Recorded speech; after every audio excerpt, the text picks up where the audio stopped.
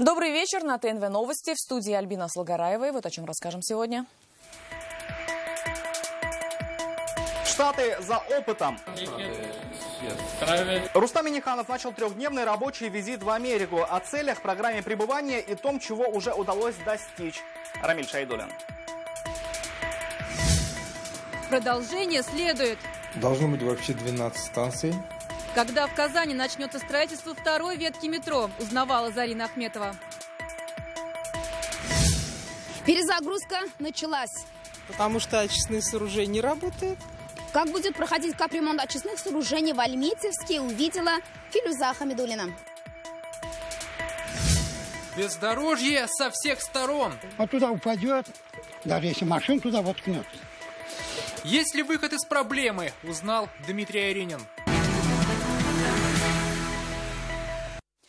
Встречая Америку, сегодня Рустам Минниханов начал свой трехдневный рабочий визит в Калифорнию. В составе татарстанской делегации министры, бизнесмены, чиновники. Они приехали сюда за инвестициями и знаниями. Поездка насыщенная, проведут ряд деловых встреч и переговоров, посетят ведущие университеты США.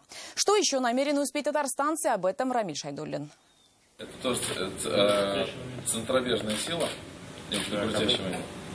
Центробежная сила вас вращает. Законы школьного курса физики наглядно и по-научному. В одном из известнейших физических музеев мира, эксплораториуме, делегации из Татарстана. Музей был основан больше полувека назад братом отца атомной бомбы Оппенгеймера. С тех пор здесь можно узнать о самых главных научных достижениях человечества.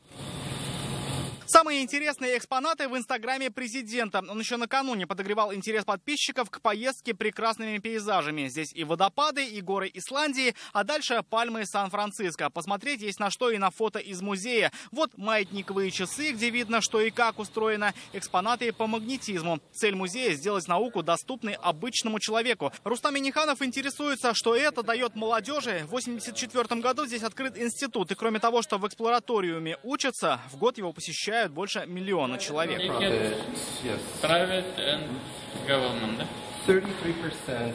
Взять лучшее и воплотить это в республике. С этой целью татарстанцы начнут обучаться в Стэнфорде в высшей школе бизнеса. По информации пресс-службы президента, они побывают в Кремниевой долине, в альма-матер таких компаний, как Apple и Google.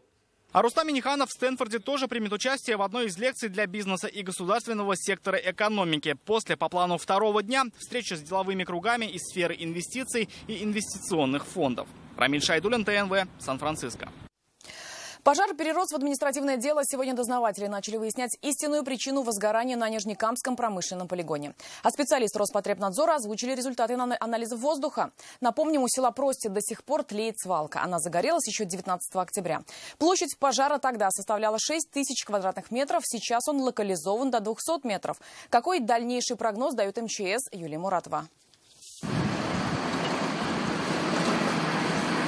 С высоты птичьего полета весь полигон как на ладони. Здесь остается потушить примерно 200 квадратных метров. А еще в субботу их было 6 тысяч. Весь день на месте работали 55 пожарных и 27 большегрузов. Поверхность превратилась в такую сложную структуру. Представляет на сегодняшний день систему огненных каньонов глубиной до 12 метров. Спасатели дежурили все выходные. Тушат и водой, и землей. Свалка промышленная и много горючего материала. Осложняет тушение и то, что шины лежат на глубине 30 метров. Чтобы обеспечить бесперебойную подачу воды, пожарные сделали врезку в ближайший трубопровод. Свалку сейчас засыпают грунтом. Уже завезли 400 самосвалов.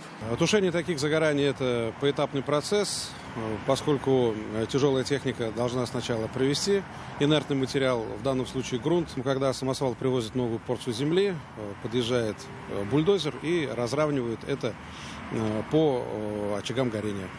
В течение этих дней специалисты несколько раз брали пробу воздуха, обнаружили превышение вредных веществ по некоторым показателям. На продукты горения, прежде всего, это на окислы азота, на сажу, окислы серы, окислы углерода, взвешенные вещества. На момент интенсивного горения, это на пятницу, мы обнаружили превышение предельно допустимой концентрации по этим веществам, которые информация доведена до муниципального образования, сельского поселения, доведена до жителей путем подворного обхода. Сегодня возбуждено административное дело по нарушению пожарной безопасности. Причины возгорания пока не озвучиваются. Сейчас пожарные дознаватели устанавливают собственника территории. Юлия Муратова, Александр Комаров, Раушания Сибатов, Фахри Исламов и Евгений Лызаев. ТНВ, Нижнекамск.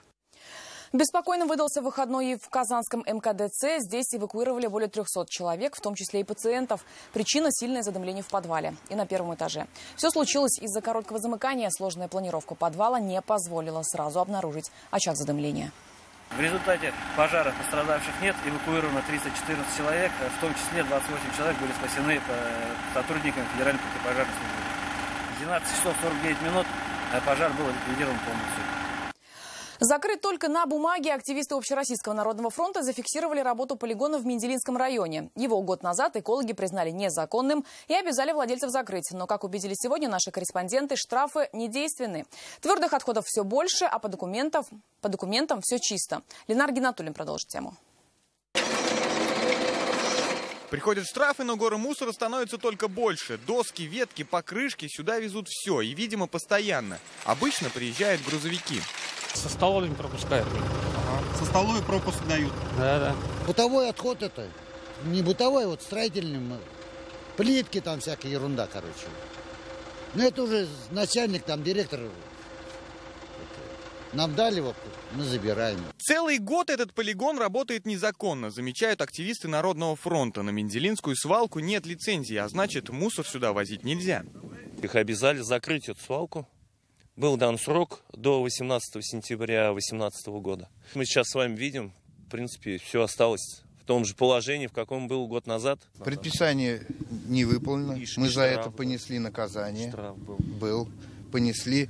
Но так как вот своих средств не хватает, да, вот вошли в программу. В программу вошли, это уже 100% вошли. И вывоз мусора продолжается сейчас. Только строительный. Это предприятие бывший владелец полигона, но и сегодня им двери сюда, видимо, открыты. Что открыто, признают рабочие здесь люди. В основном в чистый город ветки же привозят. А так-то вообще никого. Только по факту уже год, как они полигоном не владеют. Об этом сегодня рассказали экологи. Год назад они вынесли владельцам предписание закрыть объект. Раньше это на балансе находилось МУП «Чистый город» в городе Менделинске, но и сейчас действительно она лицензии-то не имеет. Сейчас на чьем балансе, скорее всего, городу передана эта муниципальная земля. Рекультивировать свалку общими силами было необходимо еще до осени, но картина та же. В исполкоме заверяют, рекультивация все же будет. Мы туда документы все отправили. Сейчас формируется список, реестр полигонов, которые будут проходить через программу под рекультивацию, потому что здесь немаленькие средства необходимы. По словам властей, поможет федеральная программа «Чистая страна», но сначала полигон ожидает экспертизы, и работы начнутся не раньше следующего года. Ленар Гинатуллин, Рамиль Шайдуллин, Ильшат Аюпов, Рамиль Закиев, ТНВ, Менделинский район. Наш следующий сюжет сделан по звонку телезрителей. Я напоминаю, что у нашей информационной службы есть WhatsApp 8 98 74 20 0101. Номер круглосуточный. Пишите новости, присылайте фото и прикрепляйте видео.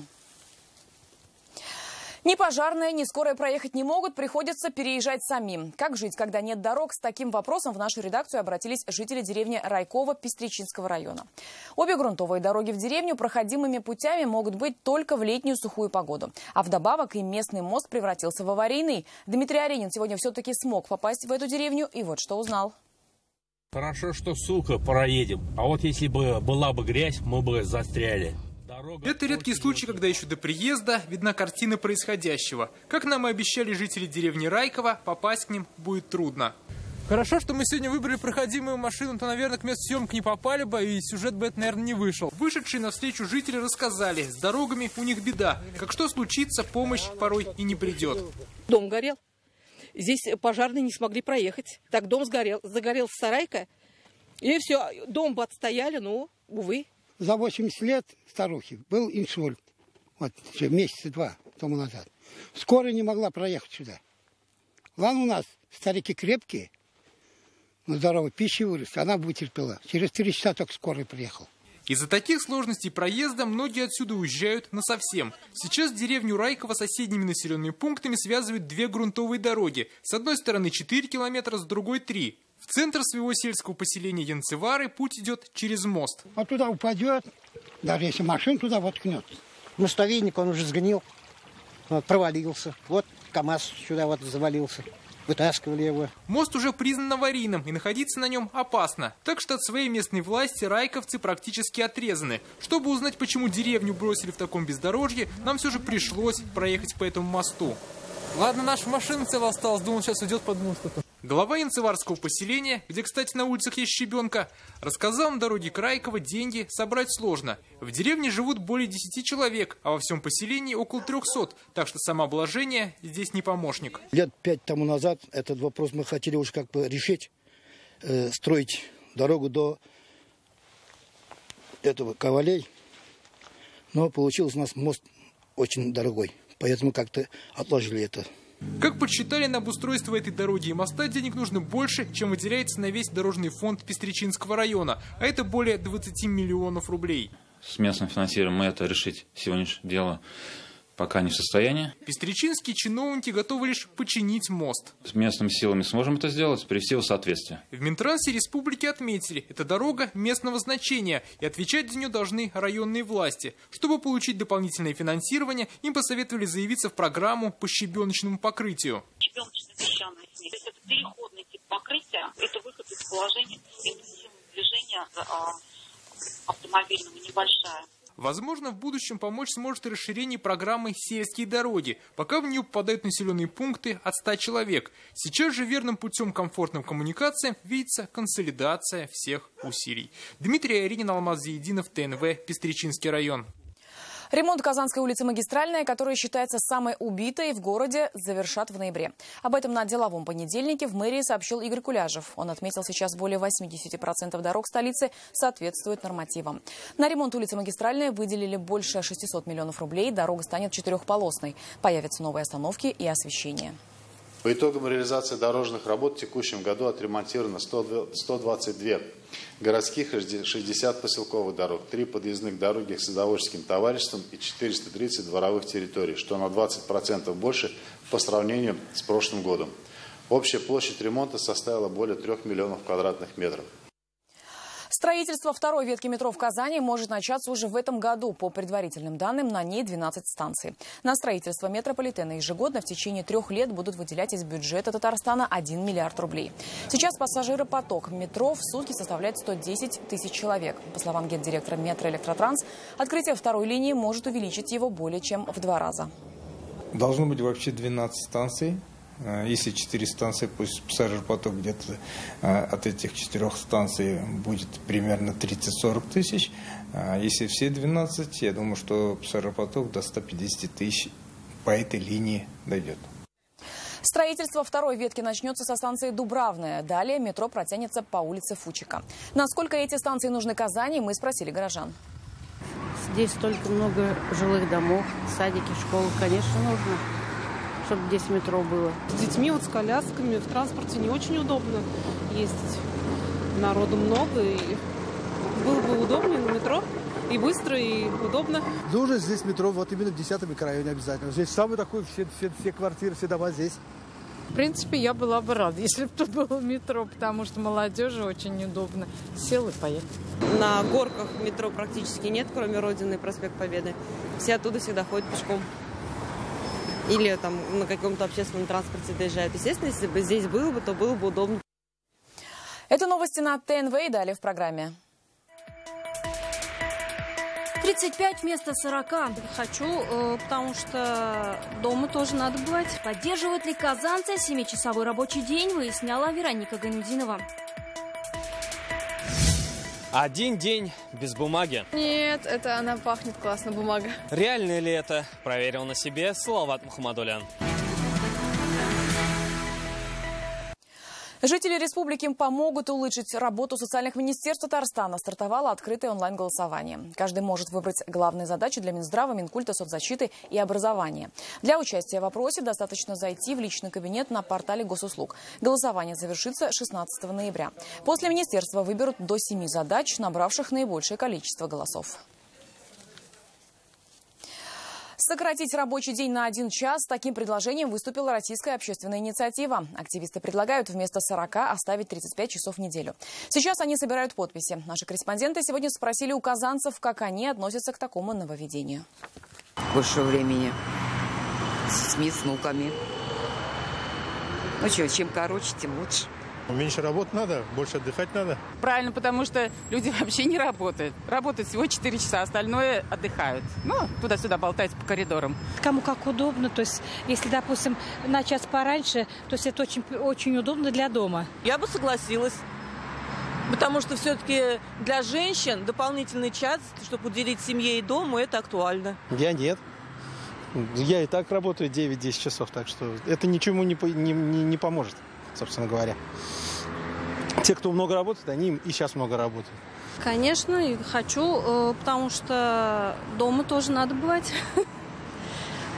Дети, семья на первом месте должно быть, а не работа. Потому что у женщины работы и дома полно. Семья, дети. Перезагрузка очистных началась в Альметьевске. Жители этого ждали десятилетиями. О необходимости ремонта свидетельствовал и запах в городе. Канализация построена еще в 70-е. В этом году при содействии президента Рустама Минниханова на модернизацию в район привлекли 1,4 миллиарда рублей из федерального бюджета. 50 миллионов добавила Татнефть. Когда изменения почувствуют альметьевцы, узнала Филюза Хамидуллина. Вот эти многоэтажки в микрорайоне Западные ворота от очистных сооружений разделяет всего лишь вот эта дорога. Отсюда всего лишь несколько метров до канализации. И насколько они устарели, местные жители чувствуют и по запаху. Особенно это чувствуется в непогоду и при сильном ветре, говорят местные. Заезжаешь, иногда воняет, иногда не воняет. Смотря откуда ветер, наверное. Окна невозможно открыть, вот особенно летом. Ну, приходится действительно закрывать окна. Очистные сооружения не работают. Это все элементарно. Очистные изношены, а между тем город растет, и система уже просто-напросто не справляется. С 70-х годов, когда были построены эти очистные сооружения, не проводилась реконструкция никакая. И морально, и физически само оборудование уже устарело. И на выходе та очищенная жидкость, которая поступает на очистные сооружения, она уже не соответствует тем требованиям, которые предъявляет нам жизнь. Большая реконструкция уже началась. Сейчас на очистных готовят основание под новую КНС. Более 20 единиц специальной техники и порядка 100 рабочих. До первого снега планируют завершить все бетонные работы. Первичные отстойники полностью реконструируются, новое оборудование устанавливается, и также полностью меняется оборудование, восстанавливается торкретный слой бетонного основания и стен, и полностью запускается система аэрации. 1 миллиард 400 миллионов рублей из федерального бюджета и 50 миллионов Татнефть. Проект разбит на 6 этапов. Запланировано новое строительство и реконструкция 7 объектов. Очистные не остановлены на время модернизации. Все будет идти поэтапно. Планируют внедрить и современную систему биологической очистки сточных вод. Все завершат к 2020 году. Филюза Хамидуллина, Ангелина Хабибуллина, Ирик Хабибуллин, Булат Загидуллин, ТНВ, Альметьевск. Стартовал второй этап проекта «Великие имена России». Напомним, 45 аэропортов страны получат имена известнейших людей. В проекте принимают участие 2 татарстанских аэропорта – Казань и Бегишево. В новом списке 18 имен, среди них Тукай, Туполев, Девятаев, Толстой и Державин. Итоги второго этапа подведут 29 октября. А по 28 число можно проголосовать на сайте великиеимена.рф. Их имена уже вошли в историю. Сегодня 85-летие отмечает Казанская гимназия номер 94. Здесь учился начальник Генерального штаба вооруженных сил страны Валерий Герасимов и актер и режиссер Станислав Говорухин. О философии учебного заведения, которое воспитывает интеллигентов и лидеров, в нашем репортаже. Гимназия номер 94 в московском районе города. Сегодня здесь тихо, уроки закончились рано, все ушли на торжество. А вот один из выдающихся учеников приехать не смог. Первый заместитель министра обороны страны Валерий Герасимов прислал поздравительную телеграмму. Она заняла почетное место на стене школы.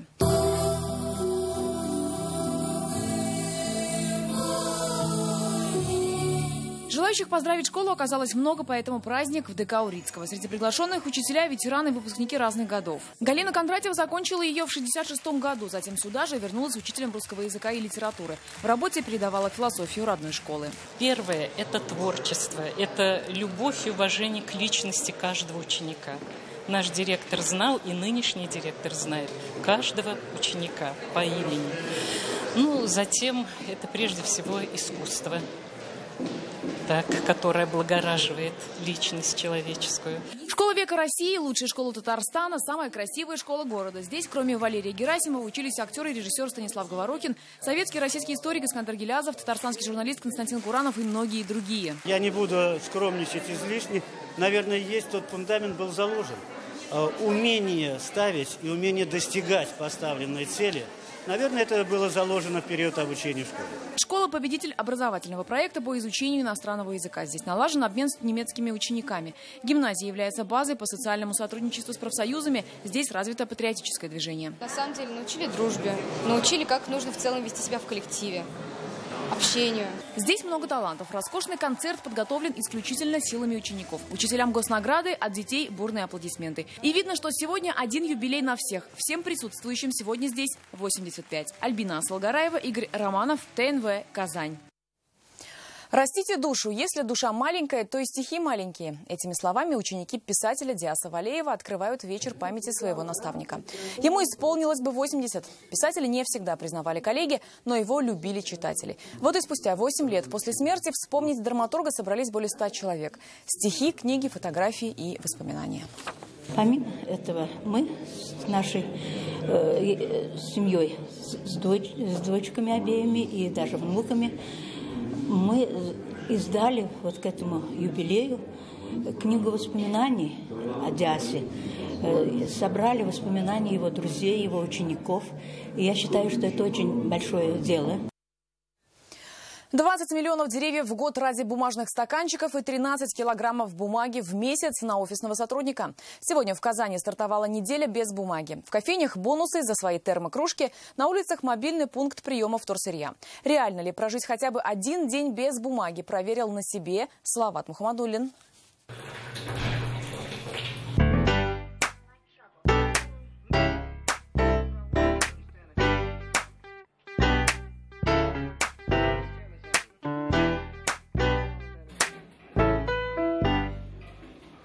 Пройти мимо этих ящиков, особенно если они не пустые, кажется просто невозможно. Хотя вполне реально освободить их и сэкономить несколько килограммов бумаги с помощью электронной почты. В 21 веке все счета, газеты и буклеты можно найти в интернете. Добрый день. Сегодня у нас акция. Гостям, кто приходит со своей кружкой, вот подарок. Хорошо, давайте.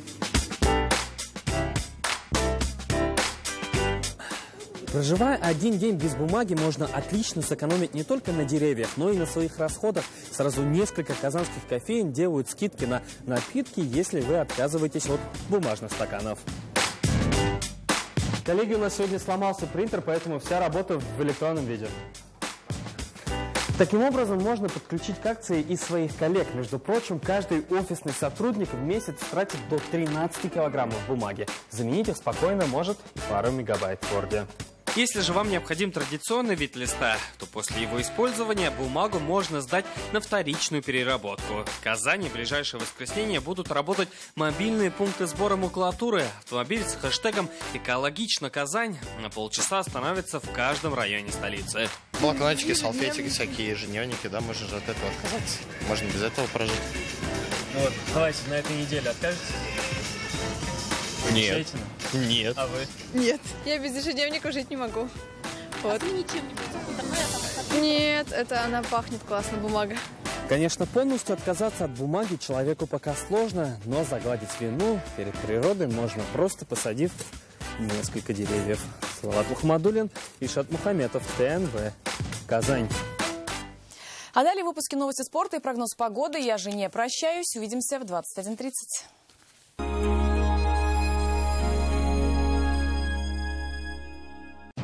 Шестая церемония вручения национальной музыкальной премии «Болгар-радиусы». Не пропусти одно из самых грандиозных событий года. 8 декабря. Пирамида.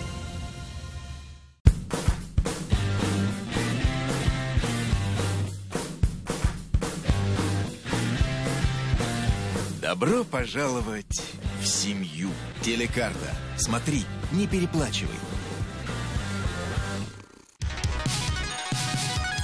Пришло время тряхнуть стариной. В Эльдорадо утилизация. Сдайте любую технику и получите скидку на любую новую. Вместительный холодильник «Индезит» за 15 374 рубля по утилизации. Ждем вас в Эльдорадо. Не покупай автомобиль, пока не заехал в Nissan Canavto. Японские кроссоверы с выгодой до 400 тысяч рублей. Месяц запредельных выгод от Nissan Canavto. Подробности: Оренбургский тракт 209 или 230 30 30. Впервые в Казани Радислав Гандапас, Тина Канделаки и другие яркие спикеры. 26 октября. Перезагрузка 2.0. Татнефть-арена Казань. IT-парк Набережные Челны. Бесплатная регистрация на сайте казаньперезагрузка.ру. В автоцентре «Марка» есть все и сразу. Только в октябре японский Datsun Ondo от 369 тысяч рублей. Зимняя резина в подарок. Марка Datsun 4 пятерки и 3 семерки. Товары Белоруссии, России и стран СНГ. Молочная, колбасная, кондитерская продукция, дальневосточные деликатесы, шерсть, трикотаж, текстиль, лен. Приглашаем вас за покупками. Город Казань, улица Московская, 2, возле ЦУМа с 23 по 29 октября. Полная и достоверная информация о Республике Татарстан.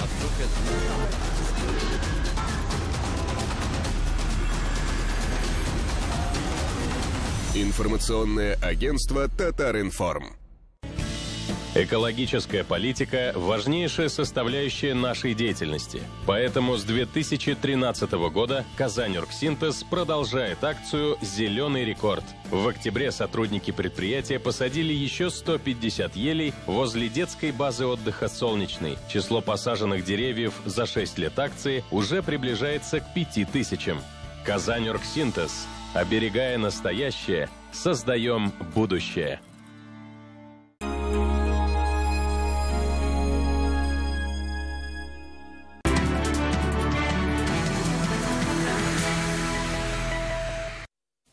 Добрый вечер. Время новостей спорт на ТНВ, в студии Алмаз Гафиятов. Очередная победа татарстанского фигурного катания. Наша спортсменка Евгения Тарасова в дуэте с Владимиром Морозовым одержала победу в парном катании на первом этапе Гран-при. Чемпионат Скейт Америка проходил в Эверете, это США. В первый день турнира пары представили произвольную программу. Тарасова и Морозов получили за свой прокат 133,61 балла. По сумме двух программ российская пара завоевала золотые медали соревнований. Второе место занял еще один дуэт из России – Алиса Ефимова и Александр Коровин. Бронзовую награду американской пары Эшли Кейн и Тимоти Ледук. К другим темам. За новым кубком со своими воспитанниками клуб «Динамо Казань» по хоккею с мячом встретился с болельщиками перед началом сезона. Любителей зимнего вида спорта интересовало все, начиная от личной жизни спортсменов, заканчивая физическими данными хоккеистов. Основной костяк динамовской команды – это свои воспитанники. Это значит, что как минимум родственники, друзья и соседи точно приедут на стадион поддержать команду. Есть изменения и в тренерском штабе. Руководить командой будет Ильяс Хандаев. Для «Динамо» сезон стартует в Нижнем Новгороде. 3 ноября команда проведет дебютный матч против местного «Старта». Выводы какие-то надо будет делать после того, как я ребят увижу на большом льду. Мы проведем хотя бы 2-3 товарищеские игры, после этого можно о чем-то говорить. Сегодня хоккеисты «Акбарса» начали выездное турне по Дальнему Востоку. Первая остановка – Новосибирск. Все матчи на этой неделе будут стартовать в раннее время. А баскетболисты «Уникса» продолжают радовать своих болельщиков. В единой лиге ВТБ казанцы принимали польскую команду «Зеленых Гура». К концу третьей четверти преимущество казанцев стало двузначным, а в заключительном игровом отрезке они оформили разгром 86-66. Самым результативным в составе победителей стал Джамар Смит, записавший в актив 20 очков. Завтра «Уникс» играет на выезде против испанской «Уникахи». И это все новости спорта к данной минуте. Будьте здоровы и занимайтесь спортом. До свидания.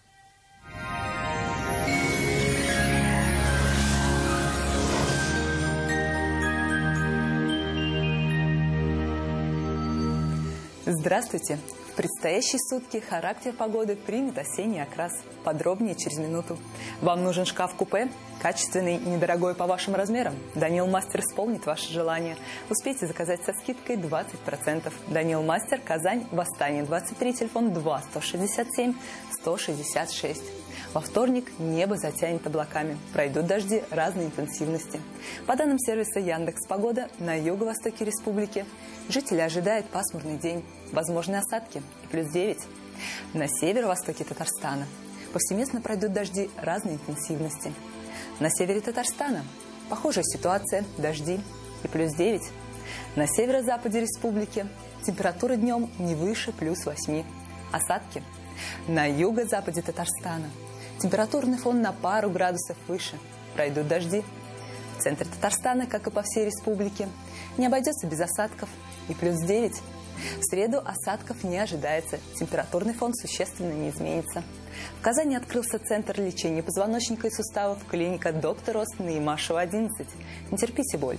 Вернуться к полноценной жизни – это просто. Артрит, артроз, грыжа, операция. Стоп! Никаких крайних мер. При любых заболеваниях позвоночника или суставов сразу же обращайтесь к специалистам клиники «Доктор Ост». Здесь лечат самые сложные заболевания опорно-двигательного аппарата без боли и операций. За ваше здоровье отвечает команда высококлассных врачей, новейшее оборудование и комплексный подход в лечении. Приходите к нам. Убедитесь, что вернуться к полноценной жизни – это просто. В Казани жители ожидают пасмурный день. Пройдут дожди. Температуры 8-10 градусов выше 0. Ветер южный 6 метров в секунду. Атмосферное давление 748 миллиметров ртутного столба. Влажность воздуха 85%. Хорошего вам настроения. До свидания.